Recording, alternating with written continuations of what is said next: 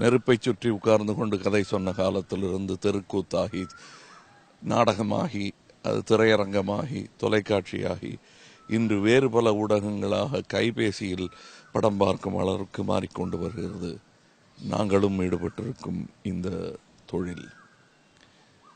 இன்று அதன் கிளையாக வீட்டில் படம் காட்டும் இந்த புதிய முயற்சி தொடங்கி இருக்கிறது.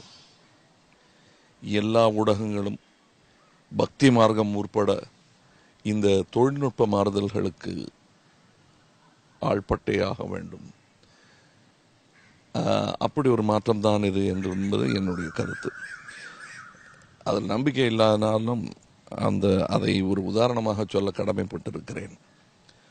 அதாவது இந்த மாதிரியெல்லாம் வீட்டில் சினிமா காட்டுவதனால் திரையரங்கம் மொத்தமாக அற்றுப்போய்விடும் என்னும் ஒரு கூற்றை மறுதளிப்பவன், அது மெய்யில்லை என்று தெளிவாக நம்புபவன் நான்.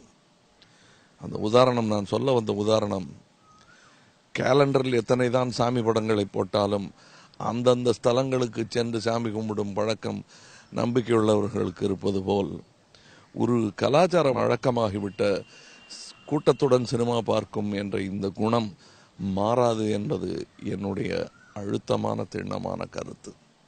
எத்தனை வசதிகள் செய்து கொடுத்தாலும் மாலையில் காற்று வாங்க கடற்கரைக்கு செல்வது போல் இங்கேயும் வந்து நிற்கும் அலைமோதும் கூட்டம்.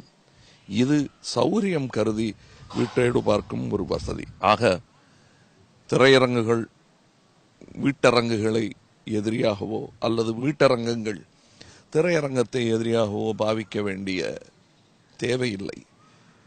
ஒரு வங்கியின் கிளை, பெருவங்கியின் கிளையாக இவைகளை ஏற்றுக்கொள்ள வேண்டும் என்பதுதான் என்னுடைய தாழ்மையான கருத்து. முதலில் சேட்டலைட் தொலைக்காட்சி வந்த பொழுது இது கண்டிப்பாக நிரந்தரமாகும் ஒரு சாளரம், இதை பயன்படுத்தி கொள்ள வேண்டும் என்று சொன்னதற்காக நம்முடைய வர்த்தக சபையிலிருந்து என்னை மன்னிப்பு கேட்க சொன்னார்கள். கர்வம் காரணமாக அல்ல, நியாயம் காரணமாக நான் மன்னிப்பு கேட்க மறுத்துவிட்டேன். இன்றும் அதே நிலை நிலவுகிறது. இது மன்னிப்பு கேட்க வேண்டிய அல்லது மன்னிப்பு கேட்க வைக்க வேண்டிய விஷயமே இல்லை. இந்த தொழில்நுட்பம்